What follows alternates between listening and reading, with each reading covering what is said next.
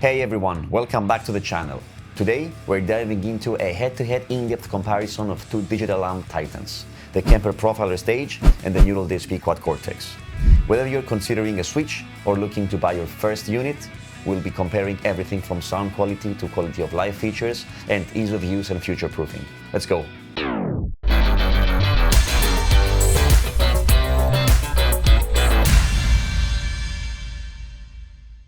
Just a quick note, this video won't go deep into guitar tones or amp sounds, as there are already hundreds of videos comparing the sound quality of the two units out there.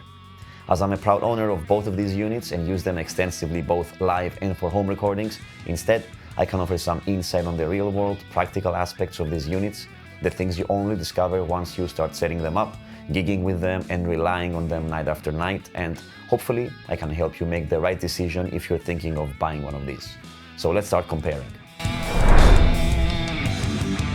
Let's start with the price. As of now, the Kemper Profiler Stage Mark II, which is out now, is listed at €1,533 on Thomann and $1,498 on Sweetwater, while the Neural DSP Quad Cortex comes in a bit higher at €1,555 on Thomann and $1,800 on Sweetwater. So while both units are definitely in the premium range, the Kemper Stage is slightly more affordable, especially in the US. Let's talk about size and weight. The Kemper Stage weighs in at around 4.6 kilograms or about 10.1 pounds and measures 47 centimeters wide by 26 centimeters deep. In contrast, the Quad Cortex is noticeably more compact and lightweight. It weighs just 1.98 kilograms, around 4.4 pounds, and measures roughly 29 by 19 centimeters. The Quad Cortex clearly wins in portability. For players who gig regularly, travel often, or need something that fits easily into a backpack or carry-on, the size and weight of the Quad Cortex make it incredibly convenient. It's compact, lightweight, and easy to carry. The Kemper Stage isn't exactly heavy, but it's definitely bulkier. It feels more like a full-sized floorboard rig, better suited for those who don't mind the extra size or who prefer a more traditional pedalboard style setup. So in terms of portability, the Quad Cortex definitely takes the win. Let's talk about one of the most important features of both units, the ability to recreate real amps and tones. What I will do is to describe what each unit can do and transfer more or less the overall conclusion that seems to be widely accepted. The Kemper Stage uses the profiling process. You connect a real amp and the Kemper sends test signals through it to create a highly accurate snapshot of the amp's sound. It's fast, easy, and still one of the best ways to capture the core character of your favorite amp setup or the whole signal chain, including overdrives, amp and cap. But it stops there. It's a snapshot, and it doesn't let you profile pedals. You cannot exclude the overdrive pedal from the snapshot later on, as it is not captured and saved in isolation. It is part of the whole sound. You can only tweak the EQ, gain, and other components using Kemper's embedded digital controllers for the amp and the cabinet, but you're not modeling the amp's actual components. On the other hand, the Quad Cortex uses the capture technology, which works on a similar principle but with a twist. It not only captures amps and snapshots of signal chains, but also overdrive and distortion pedals. This allows you to capture snapshots of your amp and pedals separately, so you can turn each one on or off independently within your signal chain. Many users feel the Quad Cortex captures more subtle characteristics, like how the amp responds to picking dynamics or volume changes. In that sense, it feels like a more advanced generation of Kemper's profiling technology. But the real game changer is this. The Quad Cortex also includes full amp modeling.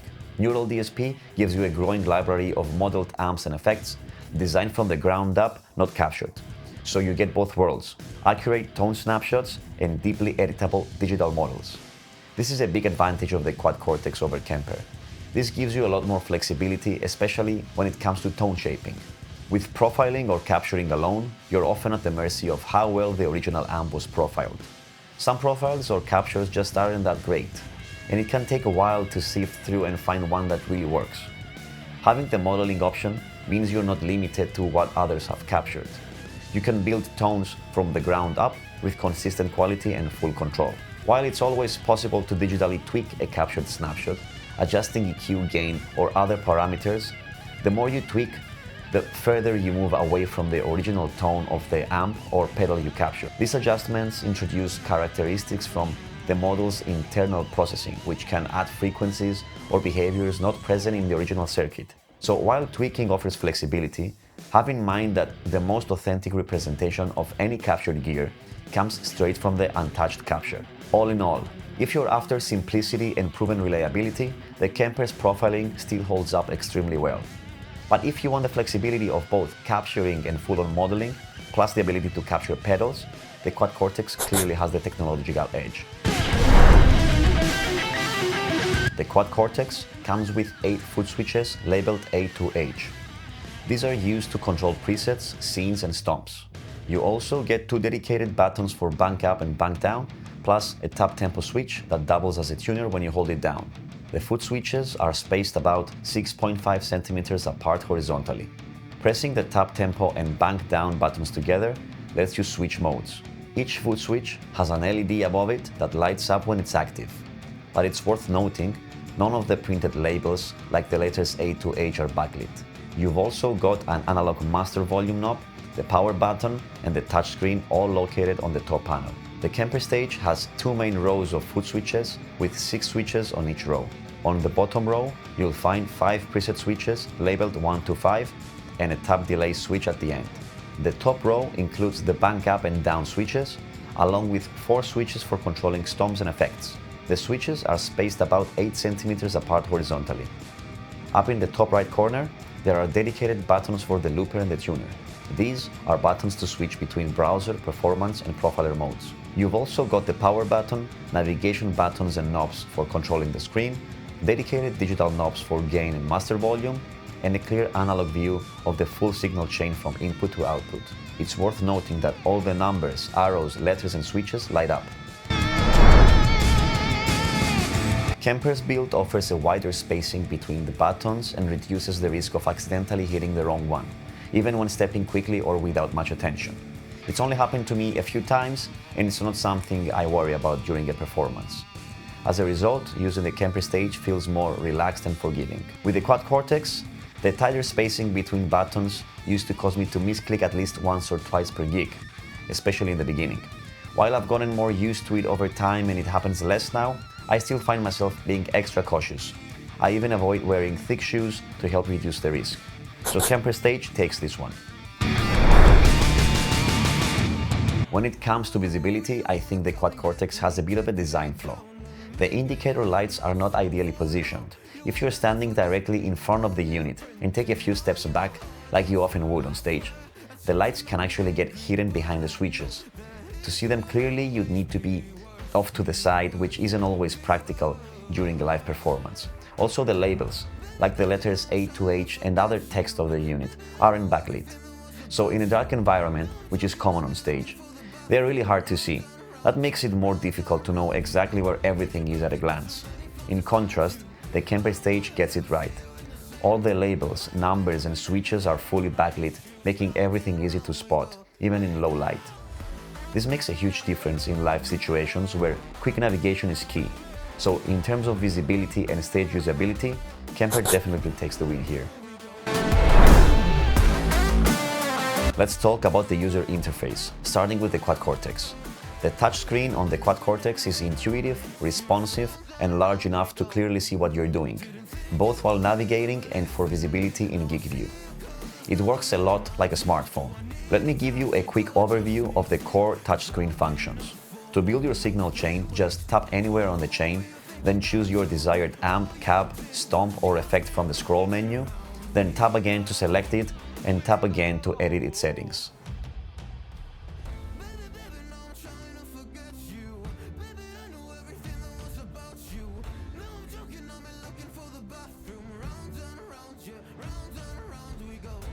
You can press and hold to move blocks around freely, and when you're happy with your changes, just tap the Save button at the top right.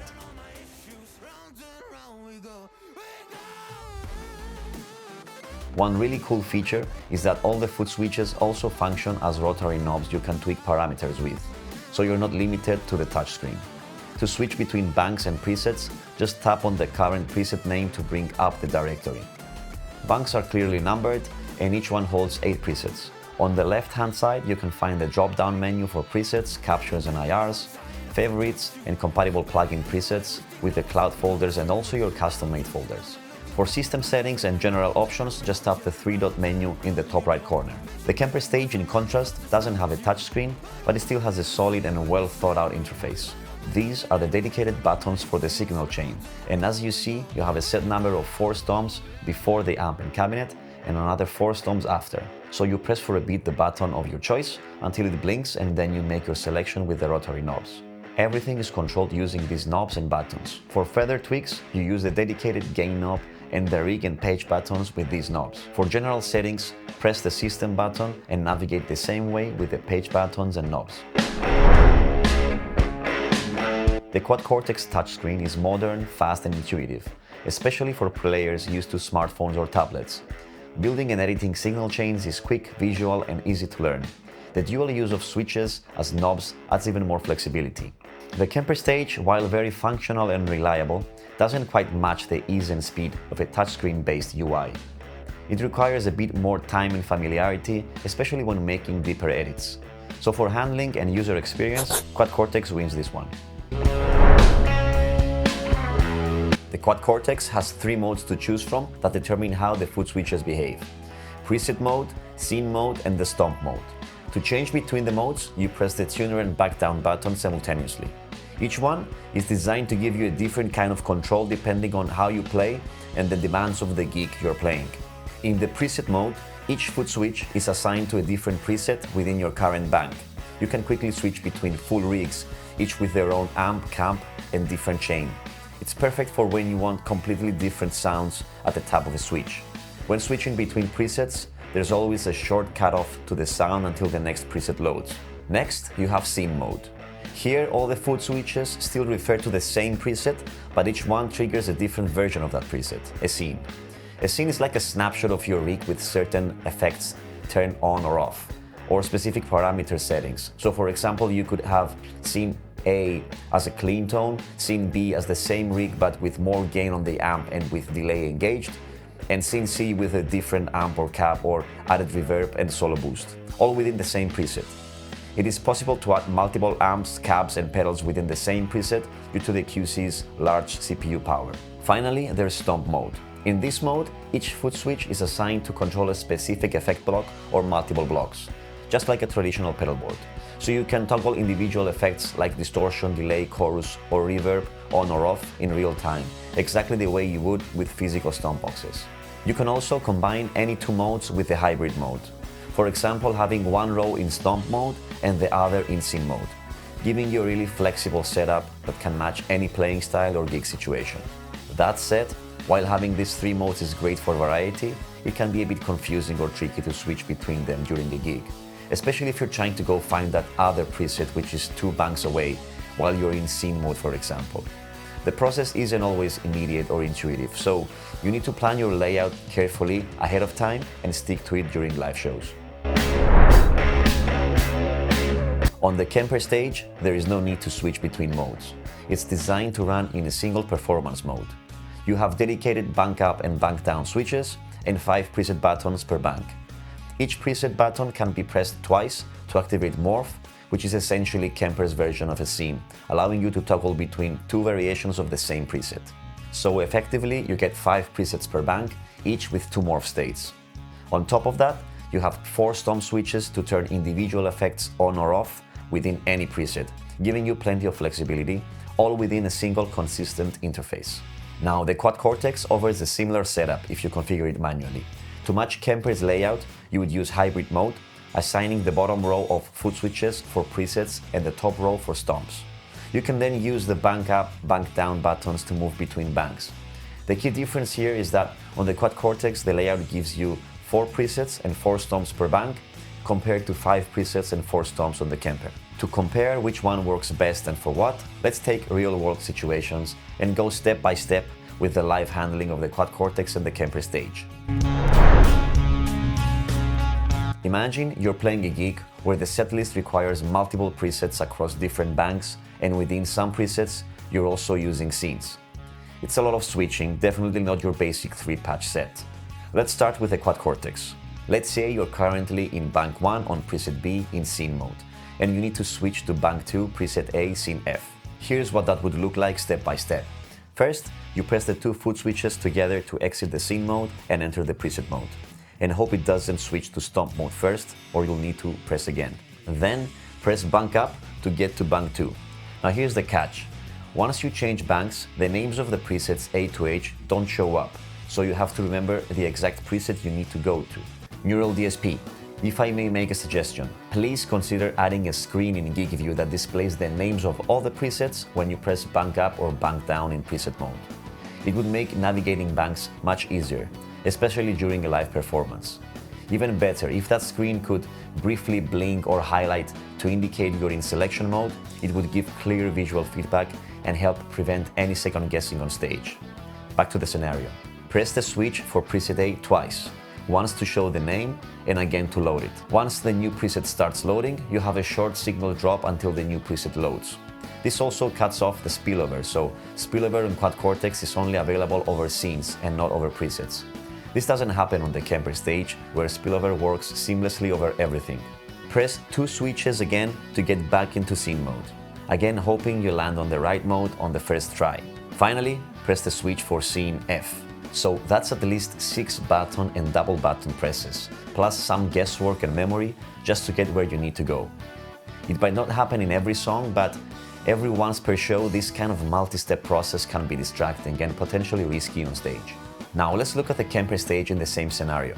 There are no scenes on Kemper, but let's assume that once you switch presets, you will need to activate Stomp button 2 for a specific sound. Here's how it goes. Press bank up to get to bank 2.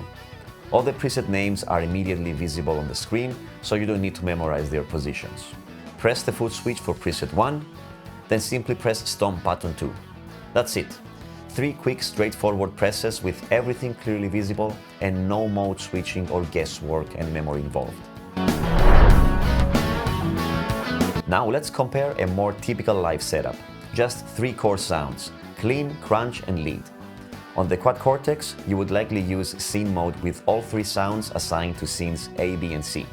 It works smoothly when there is no mode and bank switching, just 1 press per sound. Very efficient if you stay within a single preset. Even if you prefer to use 3 separate presets within the same bank, the process is still simple. The only downside is that you would experience a brief signal drop each time you switch presets. On the Kemper stage, you would assign each sound to preset buttons 1, 2, and 3 within the same bank.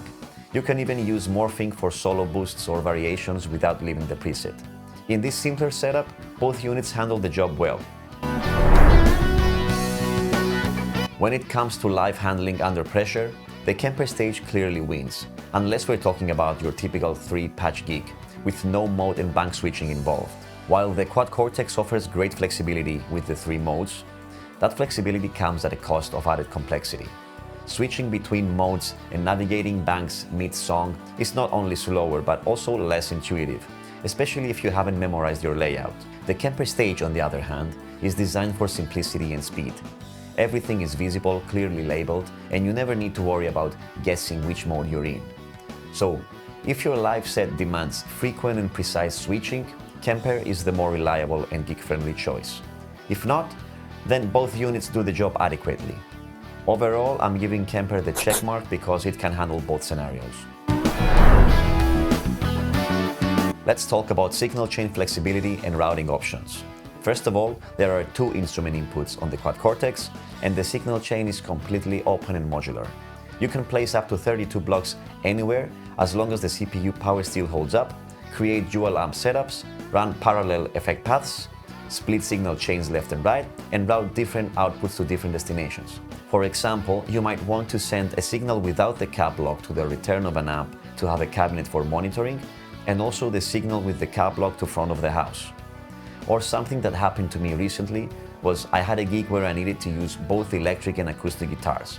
So I created 2 separate presets, one for each guitar.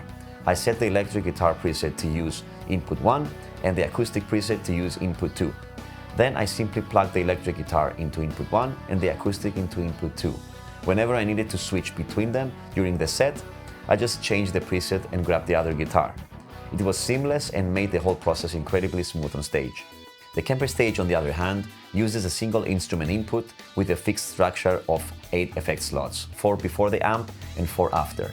The Kemper Mark II is out now and offers more slots, but still, while you can turn blocks on and off and rearrange within limits, you cannot split the signal into parallel paths or run dual amp setups or send different signal paths from different outputs.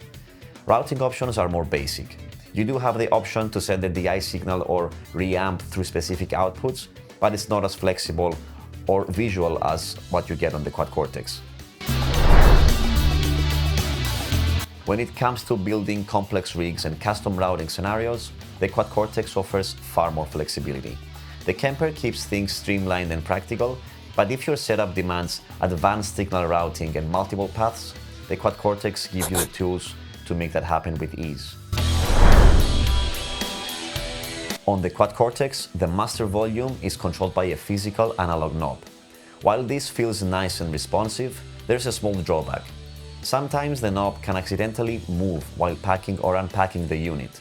If that happens and you forget to reset it during soundcheck, you might start your set with the wrong volume level. Definitely not ideal. On the other hand, the Kemper Stage uses a digital master volume, which always stays exactly where you left it, even after transport. You don't have to worry about accidental movement or guesswork during setup. So in terms of consistency and reliability, Kemper takes the win here. When it comes to tuner access, I personally prefer the approach that Kemper Stage takes. It has a dedicated tuner button, just one quick press and you're in. This makes it super convenient to check your tuning during short pauses in a song or between tracks, without needing to hold anything down or think about timing. In contrast, on the Quad Cortex, you have to press and hold the tap tempo switch to engage the tuner. It's not a huge deal, but in a fast-paced live setting, even that extra second can feel like a delay. And in some cases, it might cause you to miss the moment. Another big plus on the Kemper, it has a live tuner indication on the screen at all times, even while you're playing. So you can quickly glance down and see if a note is slipping out of tune. This is especially useful during bends or long sustained notes, something you don't get on the Quad Cortex. Kemper takes the win on this one. On the Quad Cortex, it's easy to back up your presets and captures. Thanks to cloud integration with Neural's Cortex Cloud, your data is always accessible anytime, anywhere. You can back up, restore, or share your presets right from the unit or through the mobile app. Compared to the Kemper, which relies on USB or rig manager software on a computer, the Quad Cortex offers a much more modern and seamless backup experience. When it comes to future-proofing, the Quad Cortex has the edge. It's a newer platform, and Neural DSP is clearly investing in regular firmware updates, new features, and integration with their growing plugin ecosystem. The cloud backup system, touchscreen interface, and overall architecture feels that it's built for long-term expansion. The Kemper Stage, while stable and reliable, is built on older hardware. It's still getting updates and performs great, but it's unlikely we'll see major leaps in UI or connectivity down the road. Kemper just released their Mark II units, and they come in the same build, so no touchscreen, no cloud connectivity, no added routing options. It's essentially the same unit, but more powerful and with extra slots for stomps and effects. So if staying on the cutting edge of innovation is important to you, the Quad Cortex is the more future-ready option.